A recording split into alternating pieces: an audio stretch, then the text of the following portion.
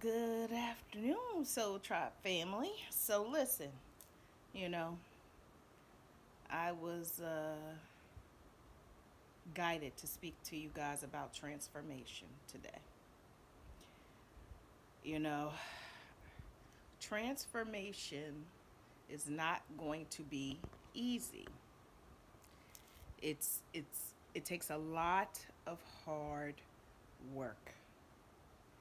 It's not easy, I'm telling you. And I'm going to share with you guys my own story so that you guys understand. Um, the things that we have experienced in our life are things that are that are key pieces in healing us.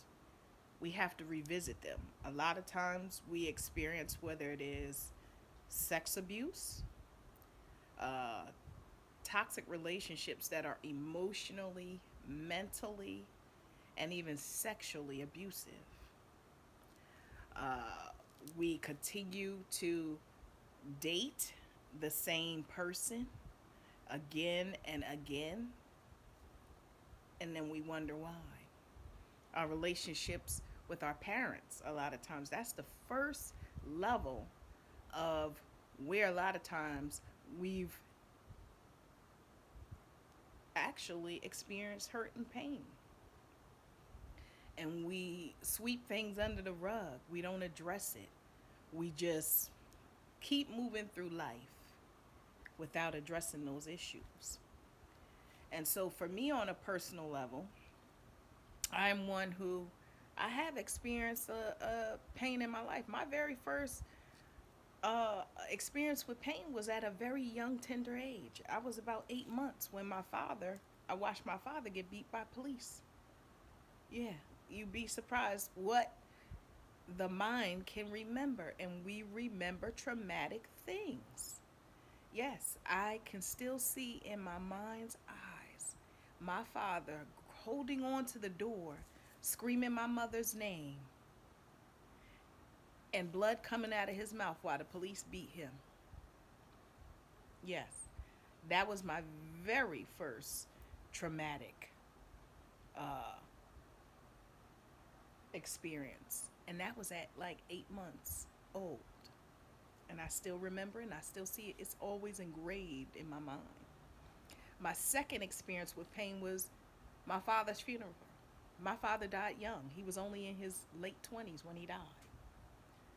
And as a little girl who was 3, I'm sitting on a chair next to my uncle Stevie. And I'm saying to him, "Oh, that's my daddy." I can still to this very day see the lights dimmed, my father laying in his casket, and I'm a little girl.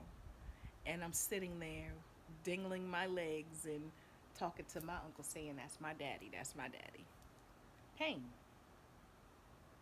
Something that every time when I lay down to rest,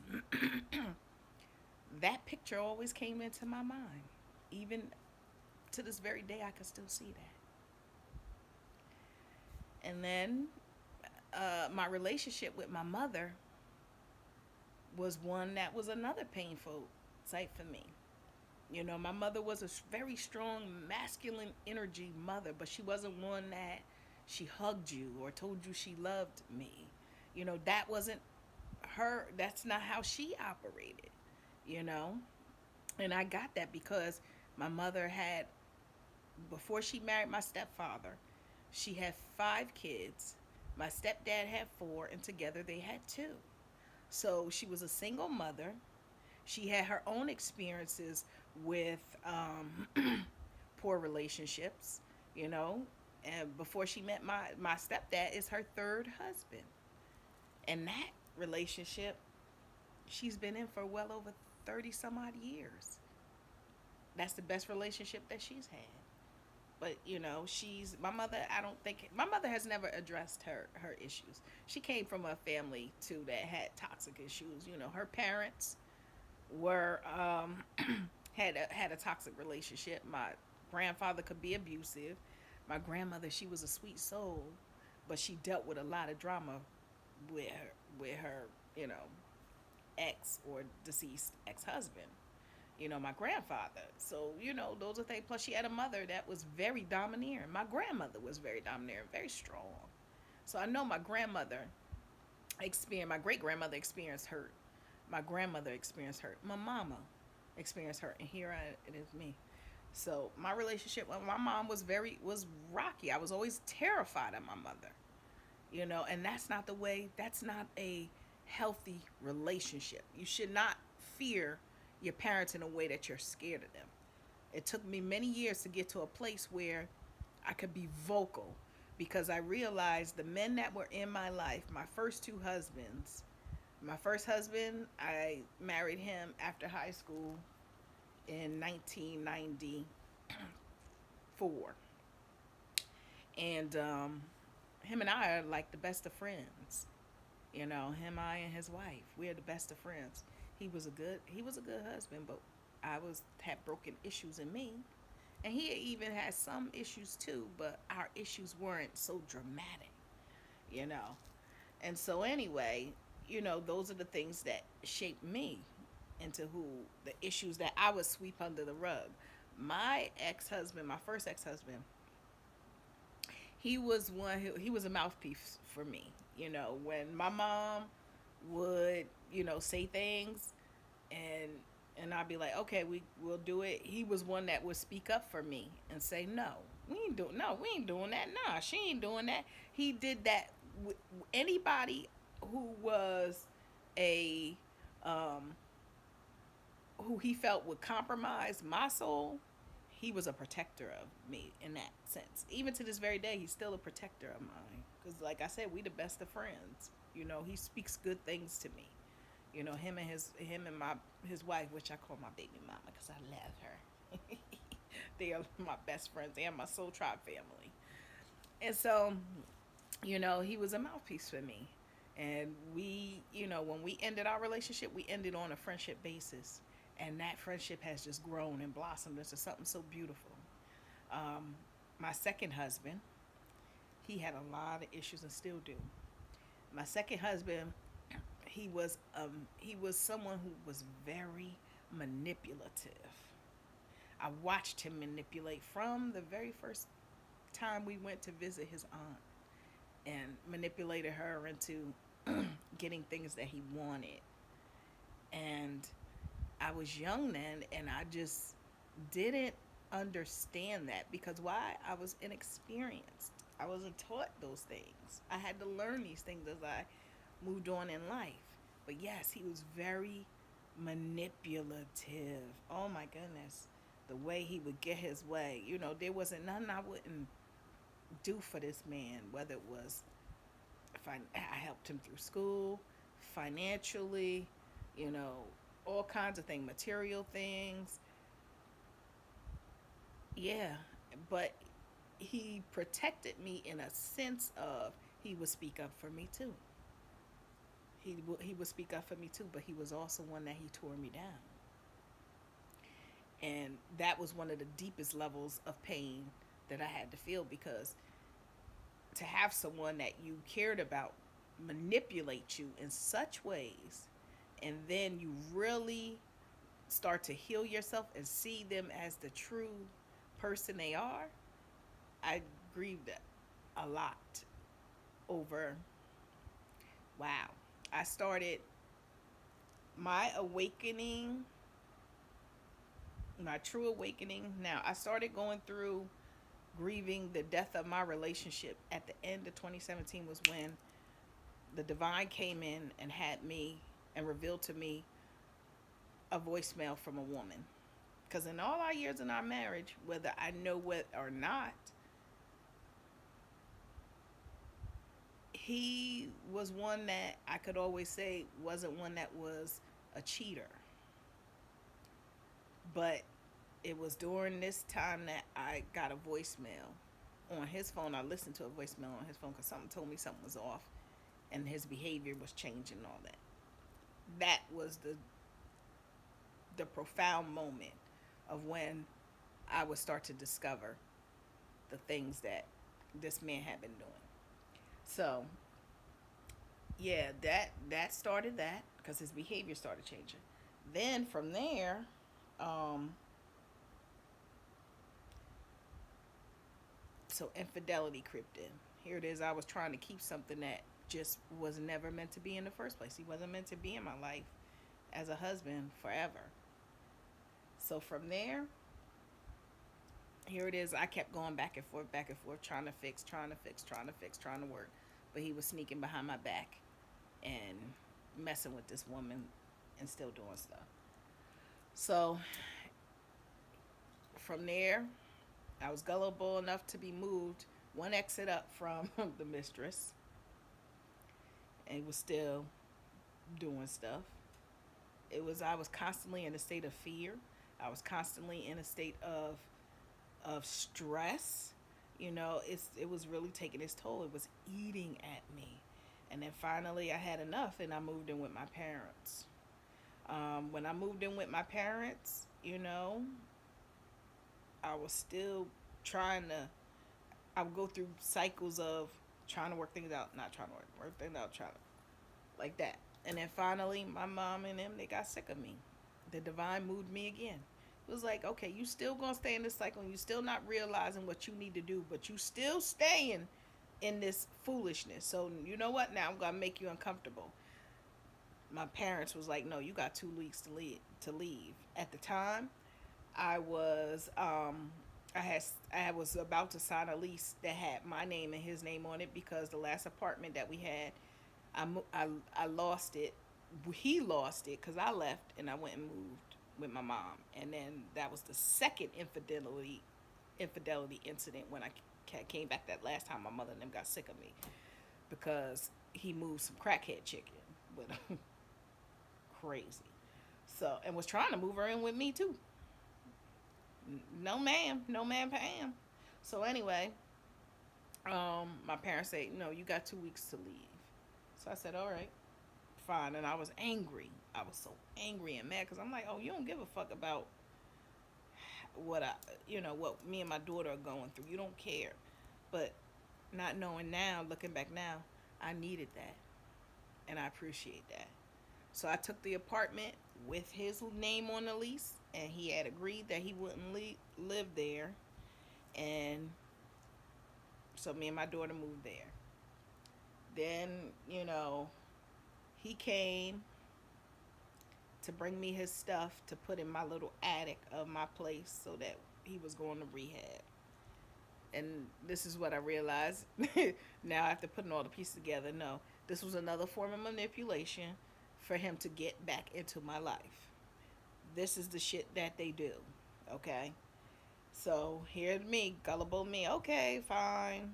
I'll work things out. I saw him um, through his rehab stint, which that was not a real deal of him getting himself together. That I still was in denial about. I started inkling about what it really was, but I didn't pay attention. So then, what broke the straw for me to really stop fucking with him, and I'm sorry I'm cursing, but this is how I gotta tell it, was the fact of when one night I forgot to pay the cable bill. And so, the internet and stuff was off, the cable was off, and I was like, it's 2 days out, so I'll just pay Friday when I get paid. He got mad and threw a tantrum because I refused to look for a god daggone a remote control. Let me tell y'all something. That was the first inkling of me really awakening. The divine woke my ass all the way up. I was sick of the shit, and I was like, I'm done. I went and I slept on the couch that night, and I don't never sleep. I was one that I never not sleep in my marital bed.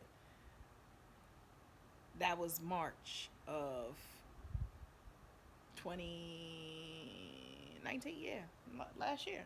I woke all the way the fuck up. I was like, I was done, done, done. I had already went through all that hurt and pain, crying and the real hard stuff. So next day, he tries the whole thing with trying to gloss things over. I was like, no. I told him, I said, I'm done with you. I'm done. I'm done. I'm not doing this no more with you. I'm completely done. And so that's when he was like, well, maybe we could try counseling. And I was like, yeah, okay. I went to like 2 counseling sessions with him, and I already had in mind, nigga, I ain't going back with you. Excuse me for using the term nigga, but that's how I felt. I ain't going back with you. It ain't gonna happen. No, ma'am. I'm done. And so he would leave, come back, leave, come back, turning my house upside down. Upside down. My daughter, we found out, was pregnant and all that. So it was a stressful situation where my daughter a lot of times was just like she was always on edge. I was always on edge. When he would leave, it would be so peaceful and nice, and I was sage in the home, all of that. And that's when I found the laws of attraction. I started really delving into my spirituality and really speaking life into my life because I wanted it to change. And that's how I was birthed. Started going through deaths and births and shedding those things that was hurt and pain for me. I had to do those things, and it was hard. And it was never not a moment that I didn't cry, you know, going through that. I had people at work who constantly was coming at me all the time, but I kept going. I refused to allow people to manipulate and to hurt me. I asked for the divine to bring in people who were going to be a part of my soul tribe family, and the divine has not stopped sending me people who are part of that. I even had to face the situation of talking to my mom about things she's done to hurt me. I had to heal all that inner child work. And you're always going to be a work in progress. You will still sometimes have times where you are doing things or making exception for things, and you have to align yourself. But let me tell you, that hurt and that pain was, oh my God, it was like a death. Oh God, it hurt like hell. But I'm grateful I did it because I stuck with it. I got into my normal ritual of things that worked for me. See, this journey is about you. It's about what resonates with you. It's about no one else but you. You have to find the tools that work for you. You have to find the things that people trigger you. Like for me, I am one that I can easily cry at a drop of a dime because I'm an empath. I'm a master illuminator. I am here to help people. Um, I'm help to activate people into seeing these are things you need to address. And my friends and my soul sisters in my life, they help me in ways that I appreciate and I value. You'll know the ones that should not be in your life because there are people who they come into your life and they're very toxic. Very. They take away your peace. You're here to have peace. Peace is peace and unconditional love is the foundation for all things. When something or someone disturbs your peace, you have to remove it. And that takes time and hard work. I've discovered different crystals that help me. I charge them. I do my rituals, and a ritual is nothing but a constant routine. When I get up in the morning, I do my routine, my constant ritual or routine of sitting in silence. I like to sit in silence on my patio now and just listen and just feel the energy because we are all energy. Then from there, I started doing my meditation. I listened to a 10-minute meditation to prepare myself. And the morning is the best time to do it. Why? Because your mind is open to receive all the goodness that you're going to give it. And then from there, I like to listen to, I love Abraham Hicks. And she has a mantra that I listen to all the time that she says, everything always works out for me. And I listen to that every day because I know everything works out for me. I've seen my life transform in ways. And then after I listen to that, I like to listen to Billy Osbrooks. He has champion manifestos on his channel that breathes life into my success in my personal life, in my business, in my relationships. I know I'm a champion. And from there, lately I've been listening to Tony Jones's album Affirmations for the Grown Ass Woman, where I'm telling you, she is amazing. And I thank her immensely for that album. But I've learned that for me personally, this in music and dancing, this is for me. This is what works for me. You have to find what works for you. Yes, it's good to get tidbits and um, things from people, but stop looking for people to solve your problems. No, you got to do the work. We're not here to solve them, but we're here to say, hey, you know what? I I'm one of the individuals as an activator. I say, hey, you know what? Check this out. I give you a what I call spiritual gems. Here, check this out. See if this resonates with you.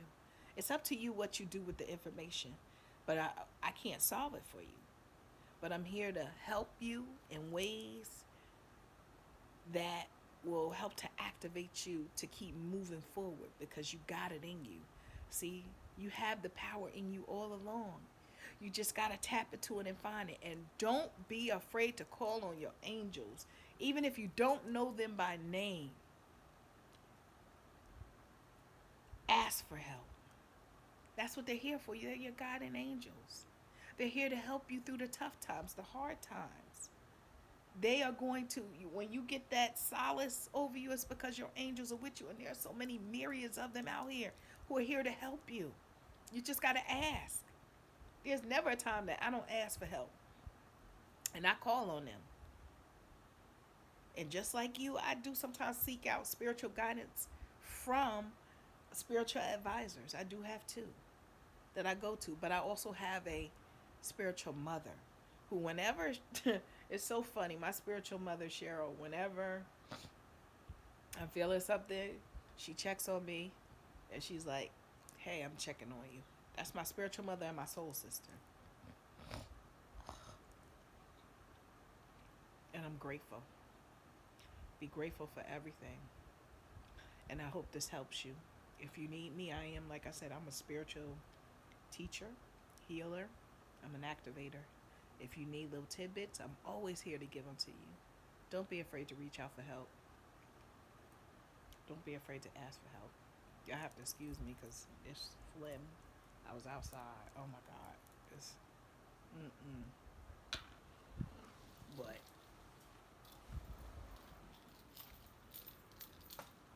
don't be afraid to ask for help from anyone, especially those who are a part of your soul tribe and who have your best interests at heart. They're here for you.